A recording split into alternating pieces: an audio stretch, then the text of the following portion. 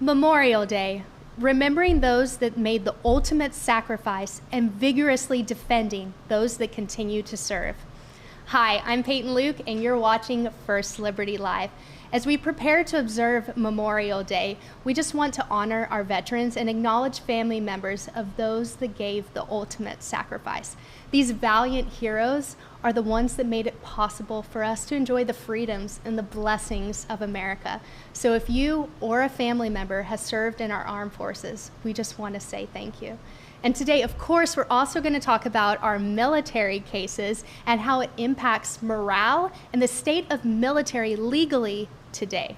So, and of course, I have Danielle Runyan with us today, who is senior counsel here at First Liberty Institute, and she is the chair of our military practice group. So Danielle, thanks for joining us. Thank you, Peyton. So hot off the press, and since this is live, we literally just sent out this press release, and it has to do with the Knights of Columbus. So it's kind of a crazy take and case, and Danielle, I definitely want to get your opinion on this, because the National Park Service in Virginia prohibited the Knights of Columbus from holding its annual Memorial Day service mass in the cemetery.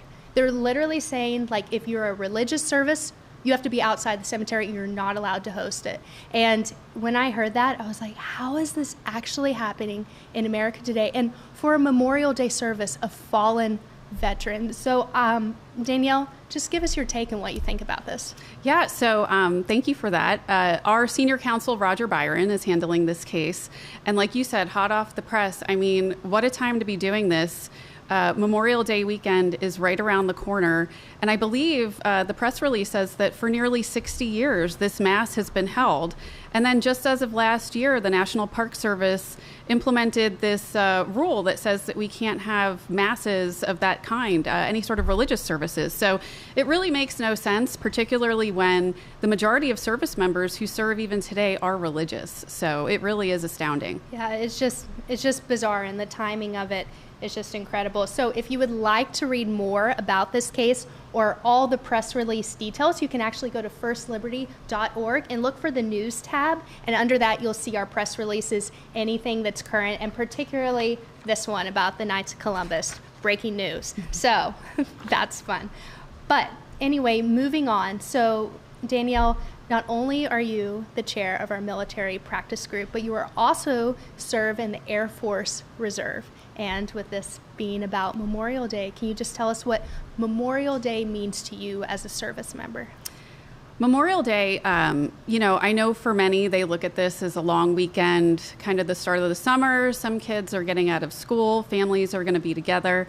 But I would really encourage people to sit back and reflect what Memorial Day actually is.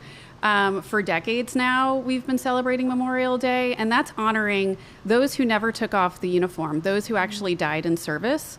And to just really think about the gravity of what that means for somebody to make the ultimate sacrifice to our nation.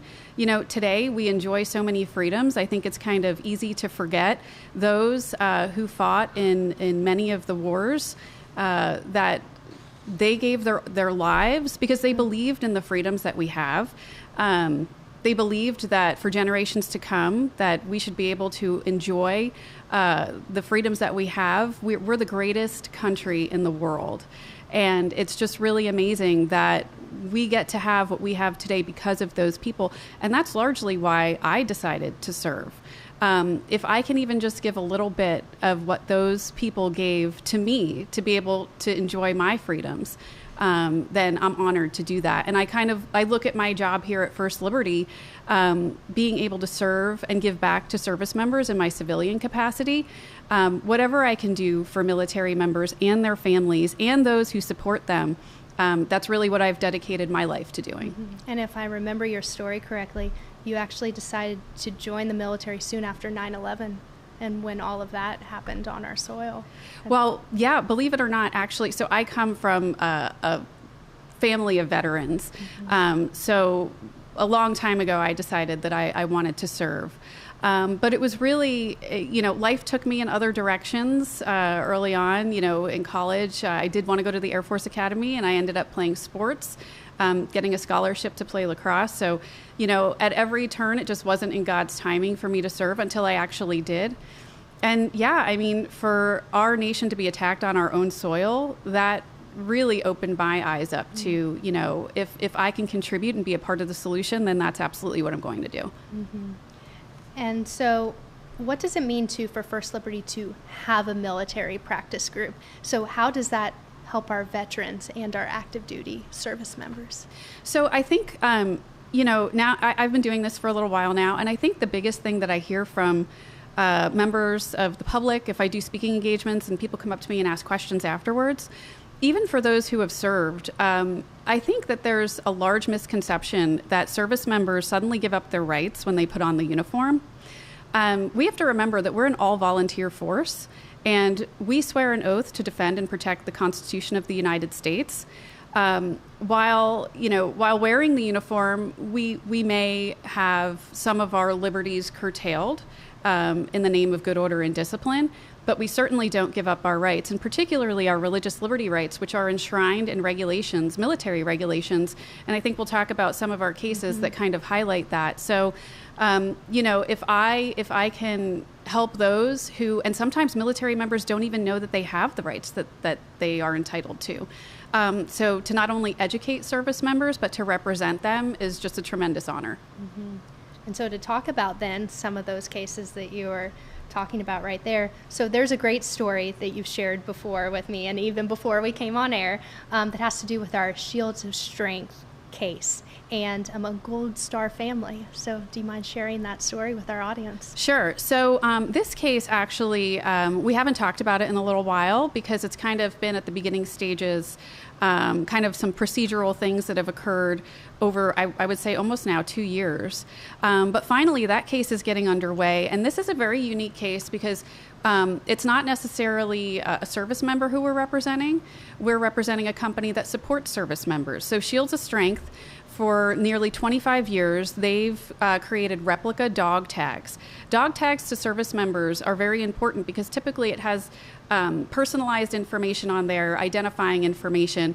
But what Shields of Strength has done is they've created these replica dog tags so that not only service members can wear them, but also their families. And they might have the symbol of whatever service branch the service member is serving.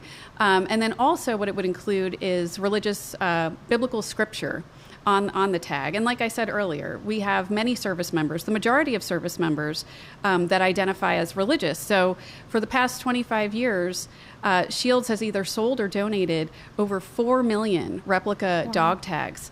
In fact, some of the folks that are in leadership today in our nation with respect to the military have taken part in purchasing those dog tags. They've meant so much to service members. And what you're talking about is one family in particular during Operation, I think it's enduring, Operation Iraqi Freedom. This service member unfortunately lost his life, but he was wearing the replica dog tag that Shields of Strength had made. He had that on him when he ultimately lost his life, and that meant so much to him and his family. And this is something that actually George Bush talked about and really brought Shields of Strength to light for people around the world to know about the great service that they give to our veterans and their families. And this particular veteran's family just talked about how important that dog tag was to them, and knowing that their son was wearing that at the time that he lost his life. So we're really honored to represent Shields of Strength. Just a little bit about the case and what's going on. So the military started this trademark and licensing program probably over 10 years ago. And they implemented a policy where they said if companies, individuals want to license these trademarks, they can do that, but it can't be done in conjunction with anything religious, which just it's incorrect, it's wrong, and ultimately Shields of Strength could not produce the dog tags that they had produced for, like I said, over 25 years. So we are defending their rights in federal court. That case is really about to get underway. We're really excited about it, and more to follow on that. Sure. That case and the dog tags is just so meaningful, and to hear Kenny talk about his business and all the heart that he puts into it. It's just incredible, and I know it means so much to those families. So, okay, the next one that we get a lot of questions and interest on, the Navy SEALs case. So what are some key takeaways from that case? Well, one of the key takeaways is that to be able to represent SEALs and then our over 4,000 Navy service members is just such an honor. This is a case that, I mean, just so unique, something that I never thought I'd see in my lifetime. I think the highlight and the takeaway from that case is, like I said before, people are just under this misconception, and it's not a criticism. I mean, it's understandable to think that, you know, we're so patriotic that we're willing to do whatever we need to do to serve our nation and to follow orders. However, the highlight and takeaway is that service members now more than ever realize that they can exercise their religious liberty rights, and that the regulations that the DOD, the Air Force, the other service branches have adopted, it pretty much follows the Religious Freedom Restoration Act, which is one of the greatest protections that we have as Americans generally with respect to our religious freedoms. And it essentially says that if you have a sincerely held religious belief, you can exercise your religion, your religious beliefs, and the government has the burden of telling you why you can't do that. There has to be a compelling reason, and that's the government's burden. That's not something that the person who's asking for the ability to exercise their religious beliefs, they don't have to do anything except just raise their hand and say, I have sincerely held religious beliefs. And in the Navy SEALs case, we saw there was not one shred of evidence that the Navy, and then there were other cases too, that the other service branches could satisfy their burden. So, you know, it really shows how much freedom and protection we have in the religious liberty realm as service members. Yes, and thanks so much for all of your work on that case. I know that one, we've been working on that one for years, and there's so much involved, and just hearing the stories of the individuals and the SEALs, and even though, you know, we're not able to give their names or disclose any of that, it's so impactful to hear their appreciation and their heart behind it and all the work that has gone into that case. So thank you for that. On that particular note, patriotism in our country, unfortunately, we've seen a trend of a decline on patriotism. So I just want you to speak to the status of patriotism in our country, and maybe speak to those who feel like there might not be hope, or those that might be younger and thinking about going into the military, but why would they want to get wrapped up in all the politics that's going on in the military right now? So I just want you to speak to that and why it's still worth it. Well, I wouldn't still be serving if I didn't think that it was worth it. And, you know, every nation goes through their difficult times. What we've seen, particularly since COVID, is, you know, everybody's heard in the news that the various service branches are not meeting their recruiting goals. Retention is at an all-time low. And I would just really encourage people to, you know, really, let's not pay attention to what is happening right in front of us, in the sense of, let's get back to what did our founders envision for our nation, and what do we envision? Like, we can look at the countries around us and just see, you know, China, Russia, take a hard look at what the citizens of those countries have to endure, and what it really means to put on the uniform and serve your country. And, you know, it just means so much to me. I think we just have to remember who we are as a nation. I think we've lost sight of that. And to know that myself and everybody else here at First Liberty, what we're fighting for, the cases that we've won, they might not be related to the military necessarily, but they have a tremendous impact on service members in particular. Like, look at our Kennedy case. Joe Kennedy, the football coach, because of that case, every American has greater religious liberty protections than they have in the past 50 years. And it's difficult for people to see that, because what we're seeing is just so much hatred and violence and dissatisfaction, political unrest. But it's incumbent upon us as Americans, and then also as service members, to say it is worth it. I mean, our nation's flag is what is worth it to me.